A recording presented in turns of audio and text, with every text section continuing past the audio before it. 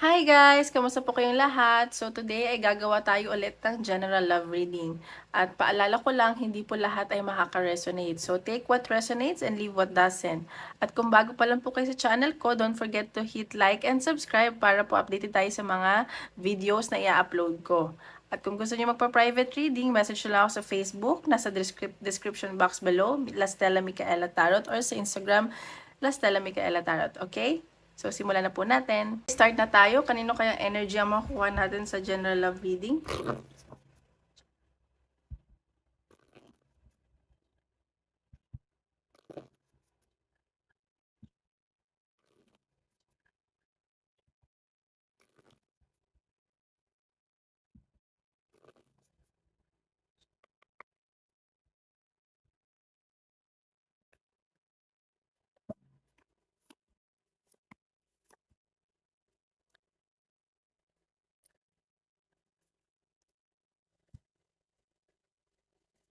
Okay. Sa nakikita ko dito, kayo ng person mo, like, siguro may pinag-uusapan kayo about anak, and sa nakikita ko na parang, siguro single father or single mother, ganyan. So, nakikita ko dito, iniisip niyo yung kapakanan ng anak ninyo, ganun. May nakikita akong bigla ang travel para sa inyo. At isa sa inyo ng person mo, ayaw mo na makipag-usap or gusto niyo makipag-usap ng maayos, ganun. Ganun yung nasa-sense kong energy. Parang iniisip niyo yung kapakanan ng anak ninyo. Or kung wala man kayong anak, baka kapakanan ng bawat isa. Ganun. Ganun yung nafe-feel ko. So, tingnan natin. Ano may natin sa general love reading.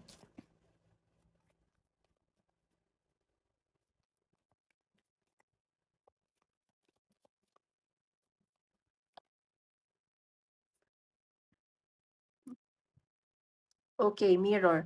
So, sa nakikita ko dito, isa sa inyo ay sa self-reflect. Iniisip, yun nga, sinasabi ko parang iniisip niyo yung kapakanan ng anak ninyo or kapakanan ninyo at iniisip niyo ano yung mas makakabuti.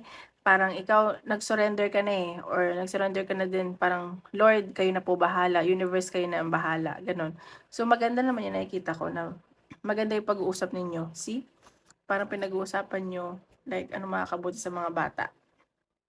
So, tingnan natin anong energy ng person mo.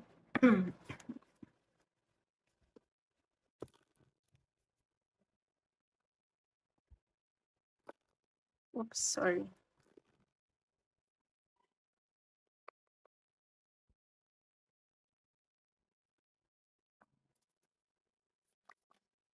Oops. One lang po. Ang dami lumalabas ah. Teka lang guys. Ayan, yung lumipad. Okay. Destiny. So, nakikita ko, yung energy ng person mo, feeling niya, ikaw na yung destiny niya. At may nakikita akong bagong cycle para sa inyo. Parang biglaan siyang mangyayari.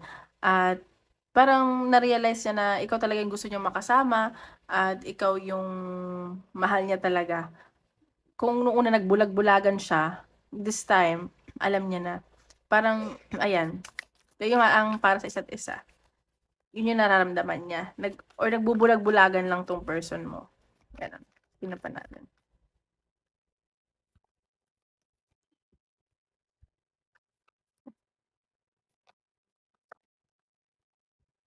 Okay. Sa nakikita ko, itong person mo, nagkamali man siya before, ngayon binabago niya na yung mga mistakes niya. Tinatry naman niyang bumawi. Alam mo, ang pagbabago ng isang tao, hindi naman yan ano eh, like, overnight. There's a process sa pagbabago ng tao. Kasi alam mo yun, ako naniniwala ko you deserve a second chance. So, nakikita ko nagbabago yung, binabago niya yung sarili niya o magbabago siya para sa inyo. Ganun. Kasi nakikita ko may, ano eh, may nagawa siya sa inyong kasalanan. Guys, kung may nakikita kayong usok, ano po yan? Incense, okay? Para ano yung energy natin. Kinilens ko kasi yung mga cards. Okay, balik tayo. Energy ng person. See? Nakikita ko na sa'yo talaga siya masaya.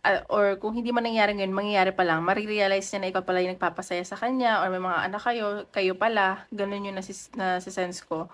So, marirealize niya to soon or na-realize niya na. Tsaka ano, eh, nag-e-enjoy siya sa feeling mo, gano'n. Wow, sobrang deep nun. So, tingnan pa natin. Isa lang po. Okay. So, sa nakikita ko sa ngayon, nahihirapan lang 'tong mag-decide at ewan ko ba, parang may pinagpipilian siya dito. Hindi ko alam kung third party, but it doesn't mean third party is romantically, ha. So, maybe, family or work, gano'n. So, parang nahihirapan lang siya sa ngayon. Parang ano, tawag dito, may mga choices siya na kailangang gawin at hindi madali yung choices na yun. Ay, sige na.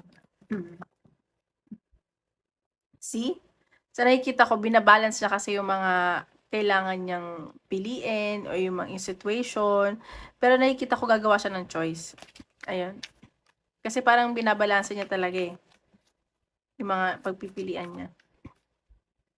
Siguro iniisip niya din yung financially, alam mo yun, makaapektado or work.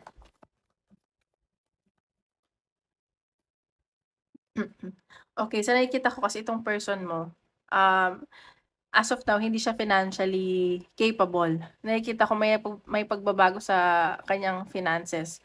Baka nawalan siya ng work or lilipat ng work. So, parang hindi pa siya ready sa ngayon, okay. Kaya siguro yun nga, parang iniisip niya yung kapakanan ng mga bata. Parang siguro inaayos pa niya yung financial niya, gano'n. Or kayong dalawa. Kasi parang 'di ba ang hirap naman na mag-ano ka sa relationship or sa pagpapamilya na hindi ka naman financially ready. Tingnan pa natin. See? Adventure. So, nakikita ko dito parang yung person mo, gusto niya makipag-communicate sa'yo na parang, um, nakikita ko na ano, gusto niya i-workout 'to. Parang siguro maghahanap siya ng trabaho or may mga gagawin siya. Ano pa lang 'to, hindi pa siya gano'n kaano yung idea niya. Parang starting from scratch. Pero nakikita ko may mga plano siya sa'yo. Hindi pa lang niya sinasabi, sinasarili pa lang niya. Alam mo yun? Or baka ano kayo, mag-travel kayo. Kasi may nakikita din akong travel, eh. Baka yayain ka niya. Ganun.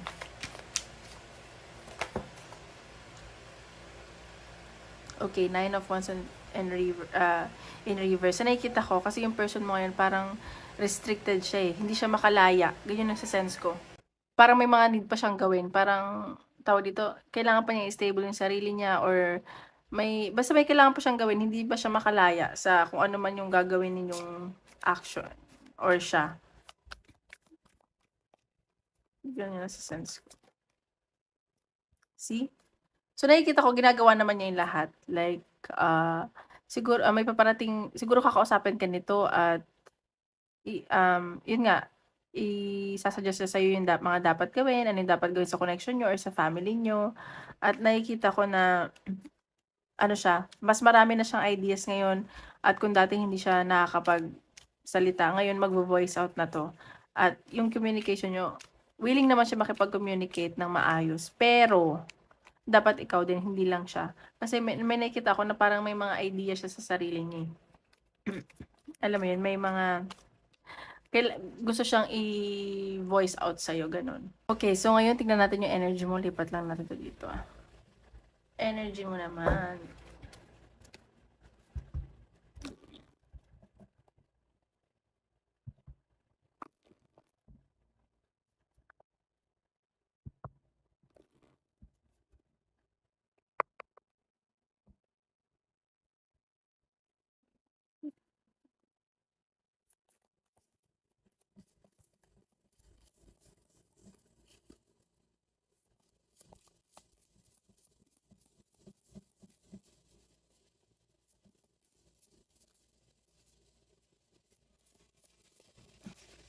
So lang.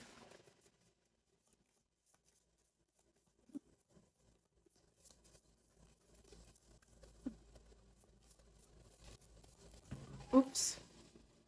Natin yun. Okay. So, nakikita ko, dito ikaw, mahal mo talaga yung person mo, mahal mo din talaga siya. At sa nakikita ko, siguro ikaw, hindi mo masyadong pinapakita, eh, tinataasan mo yung pride mo na parang hindi mo sa kanya pinapa-feel or pinapakita na patay ka, pero nasa sense ko mahal mo talaga at saka pinagdadasal mo talaga na magkaayos kayo at kung may family nga kayo para na lang sa bata. Tsaka sinasarili mo lang 'to, eh, wala kang ibang sinasabihan. Kasi alam mo yon parang ayaw mo ipakita yung weakness mo. Kasi 'pag pinakita mong mahal na mahal mo siya parang aabusuhin ka niya, gano'n yung nase-sense ko. Okey, ayan. So, sinasabi ko dito na parang ikaw magvo-voice out ka din, eh, nakikita ko na answered prayer sa'yo 'to kasi nakikita ko nga may bagong pagbabago at nase-sense ko din na nakikita mo na yung mga pinaghirapan mo at pinag-pray mo kasi parang sinasagot na ni Lord or ni universe at magiging masaya ka dito at saka sa bago niyong plano. Nakikita ko naman na willing ka naman makipag-compromise sa person mo. Ayan. See? Kasi dumating sa point na parang na-depress ka, nahirapan ka matulog sa kakaisip ng connection niyo, ano ba dapat mong gawin. Kasi alam mo 'yun, basta sobrang lugmok ng energy mo. Gano'n 'yung nase-sense ko. Tsaka nakikita ko na ano ka din, eh, parang natutuwa ka din sa nangyayari. Pero 'yun, ikaw tinataasan mo 'yung pride mo, gano'n. Iba natin.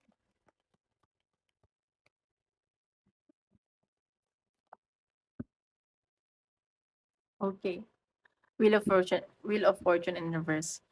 Nakikita ko kasi ngayon, ikaw nahihirapan ka rin, eh. Like, hindi lang dahil sa person mo, pero parang yung energy mo ngayon, parang against sa'yo lahat, ganyan. Yun yung nase-sense ko. Hindi lang naman itong connection, siguro sa work hindi ka okay, like mentally hindi ka okay, gano'n yung nase-sense ko. So, parang naapektuhan yung emotions mo, yung nararamdaman mo, tsaka yung actions mo. Kasi parang ano ba, may nangyari ba sa trabaho, nawalan ka ba ng work or toxic, gano'n? Parang feeling mo hindi ka alam mo yung ganito nangyari, nagiging okey kayo ng person mo or may pinag-usapan kayo, pero may kapalit or it's either, nangyayari siya ngayon like, wala ng connection or parang hindi mo tanggap yung nangyayari, yun yung nakikita ko. Hmm, ano pa natin? Hmm, energy.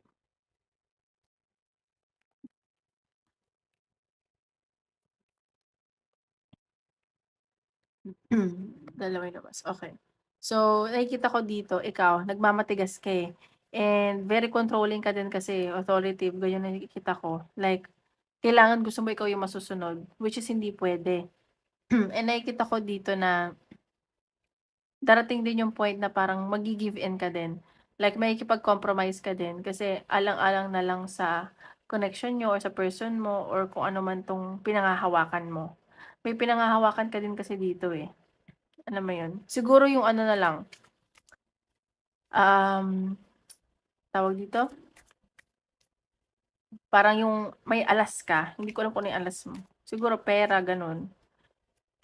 Alam mo yung bababaan mo din yung pride mo kasi parang, okey hindi na rin maganda yung finances ko, babaan ko na yung pride ko. Kasi 'pag the more na magmataas ka, wala din. So, ganyan, tinatanong. Oops, ano,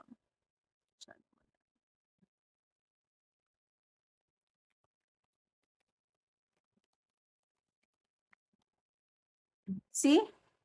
Alam mo feeling ko mabubuo yung family niyo or magiging okey kayo, ulit, eh, nakikita ko na i-try mong buuin mo yung family mo o niyo or magkakaroon kayo ng pamilya. Ayan 'no, pagtatrabahuhan niyo talaga 'to, eh, gagawin niyo yung lahat para sa mga anak niyo or kasi gusto mo mabuo yung pamilya niyo, eh, ayaw mo naman din yung anak or magkaroon ka ng broken family, yun yung nase-sense ko. Okey. So, nakikita ko dito ayan, so baka 'pag nagkabalikan kayo mabuntis ka at may nakikita akong swerte para sa inyo at magiging okey din yung finances niyo at ayun, magbubunga lahat. Ayan 'no, big amount of money. Siguro may tutulong sa inyo, kamag-anak, ganyan. Yun yung nase-sense ko.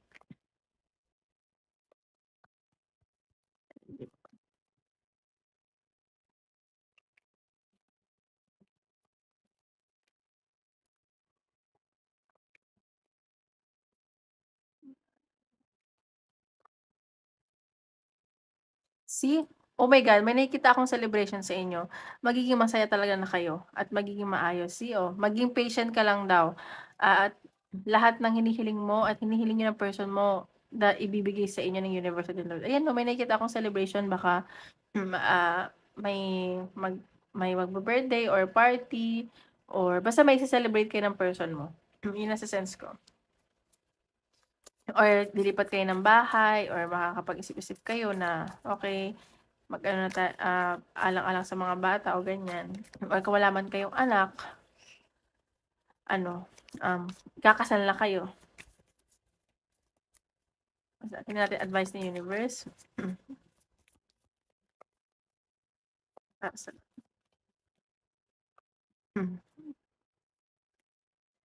Okay, it's time for healing, not war. Okay, so sinasabi dito na, ayan, mag-heal ka na daw, wag ka na lagi makipag-away. Kasi nakikita ko, sabi ko nga, mataas yung pride mo. So, parang like, nakikipag-away. Parang yun yung ano mo defense mechanism mo. So, ayan. So, mag-heal na daw, wag na daw puro away. You already have all the answers. So, alam mo naman yung sagot sa mga tanong mo, sa mga actions mo, and may nakikita akong travel dito, okay? So, ayan. So, ngayon, check naman natin sa career. Oops. Sa career naman. Career ng collective.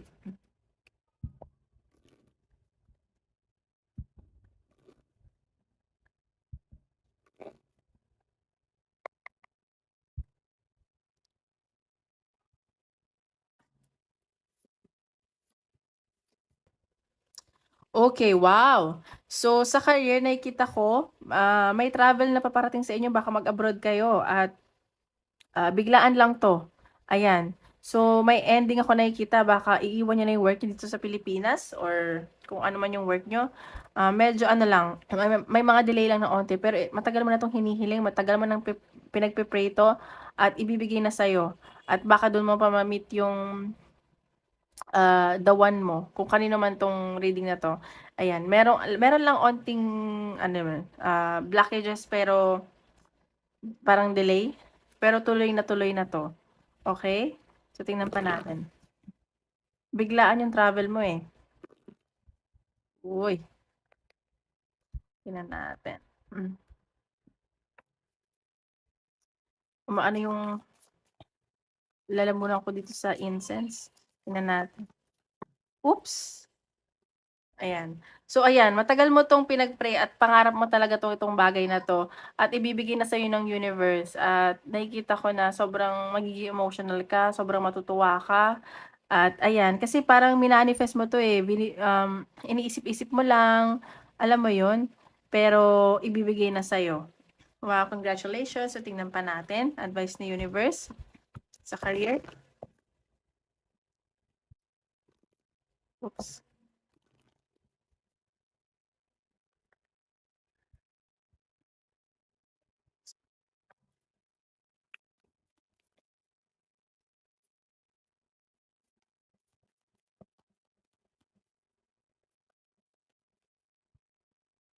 Far away places, get ready for new horizons. Baka mag-travel ka or baka may isa sa inyo, nagta-travel sa malapit sa ocean, cruise ship or basta malayo 'tong pupuntahan mo. Eh, nakikita ko na marami kang ano 'to, gagawin, like new responsibilities 'to at mag-e-enjoy ka naman dito, ayan 'no. Surrendering to the journey, release control. Wag mo lang kontrolin yung mga bagay-bagay, just go with the flow at ayan. So, nice naman. Ang ganda naman ng reading natin sa mga collective natin. So, ngayon, hindi ko bago 'to, bagong ano, work. So, isip ka ng question and tingnan natin kung ano sasagot ni universe.